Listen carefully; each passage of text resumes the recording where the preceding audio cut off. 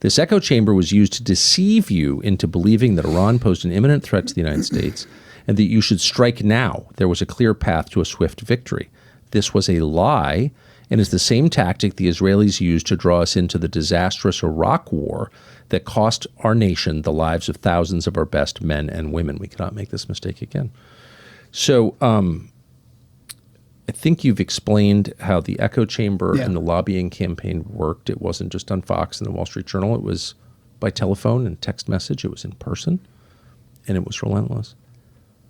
And there was no countervailing campaign. There was almost nobody who went to the president and said, well, actually, here's the American view, which is frustrating. But then you allude at the end of that to the Iraq war. Mm-hmm.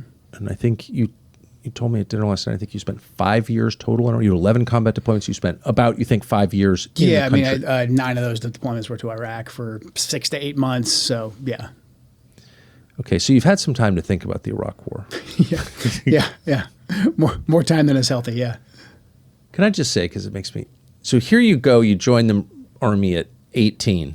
18, yeah. You spend your whole young life there. Go to all these wars, 11 deployments. You spend 5 years in Iraq, over 7 deployments, and you reach a series of conclusions, fighting and being shot at by Iranian proxies, and now you say, I don't think this war is good for America, and you're being slandered as a bad, unpatriotic quitter who secretly sympathizes with the Ayatollah. I just have to ask you how that feels.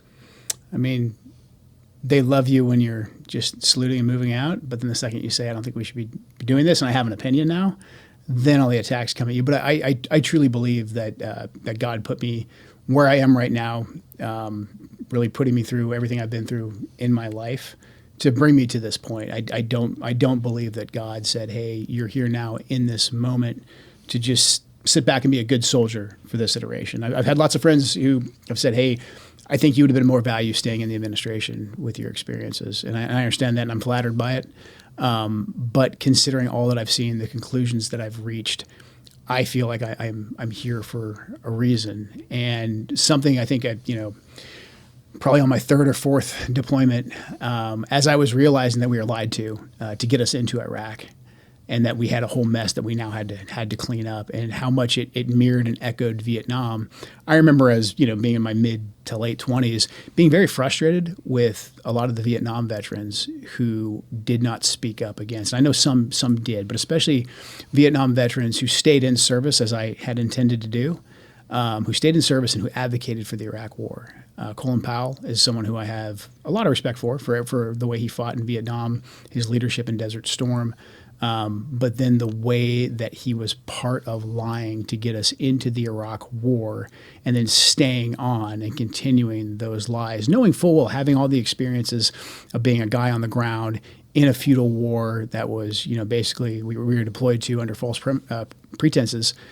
He had all that knowledge, and because he wanted to be loyal to, I think, the president, and I think he wanted to be loyal to what he felt was the government that would eventually get it right, he didn't step out and say, we shouldn't be doing this. And I just remember reflecting on that. And, I said to myself at the time, and this might seem, silly and idealistic, but said to myself at the time, if it's ever my turn, if it's ever my generation's turn, I'm going to do everything that I can to make sure this doesn't happen to the next generation. So a real breaking point for me, I did the best I could for a couple weeks as this war started from the inside to try and find, off ramps to try and provide information to see what I could do from the inside.